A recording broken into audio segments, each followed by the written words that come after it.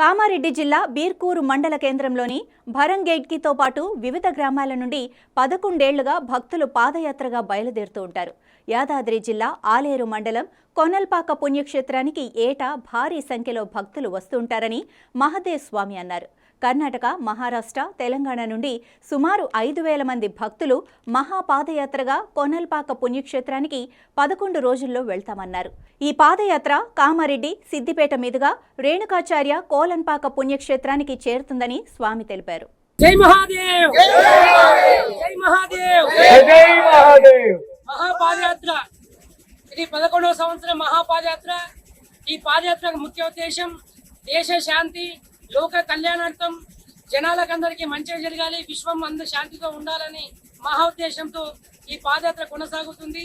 ఈ పాదయాత్ర తెలంగాణ, మహారాష్ట్ర, కర్ణాటక 3 రాష్ట్రాలపై నుంచి ఈ పాదయాత్ర కొనసాగుతుంది. ఈ పాదయాత్రలో సుమారు 4,000 నుంచి 5,000 మంది జనాలు ఆ పుణ్యక్షేత్రం కొలనపాక పుణ్యక్షేత్రం చేరుకోవడం జరుగుతుంది.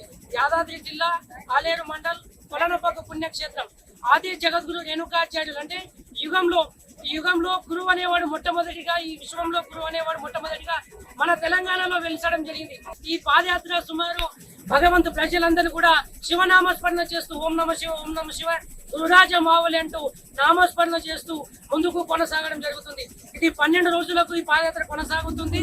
ఇది కామారెడ్డి, సిద్దిపేట, చేర్యాల మీదుగా ఈ పాదయాత్ర కొనసాగుతుంది. విశ్వశాంతి, దేశ శాంతి ముఖ్య ఉద్దేశంతోనే ఈ పాదయాత్ర కొనసాగుతుంది. కాబట్టి వచ్చేటువంటి భక్తులకు ₹1 ఖర్చు లేకుండా శ్రీ శ్రీ సద్గురు మహాదేవ్ స్వామీజీ గారి యొక్క ఆధ్వర్యంలో ఈ పాదయాత్ర కొనసాగుతుంది. ఒక సంకల్పం ఉంది, ఈ హిందువుగా పుట్టిన ప్రతి ఒక్కరు కూడా దేవుణ్ణి దర్శించుకోవాలి, దేవుణ్ణి నామస్మరించాలి. దేవునికి మొక్కకుంటే మనం హిందువులుగా అనుకోము. కాబట్టి ప్రతి ఒక్క హిందువు కూడా దేవుణ్ణి పూజించాలనే ఒక ముఖ్య ఉద్దేశంతో ఈ పాదయాత్ర కొనసాగడం జరుగుతుందని తెలియజేస్తూ అందరికీ జై మహాదేవ్.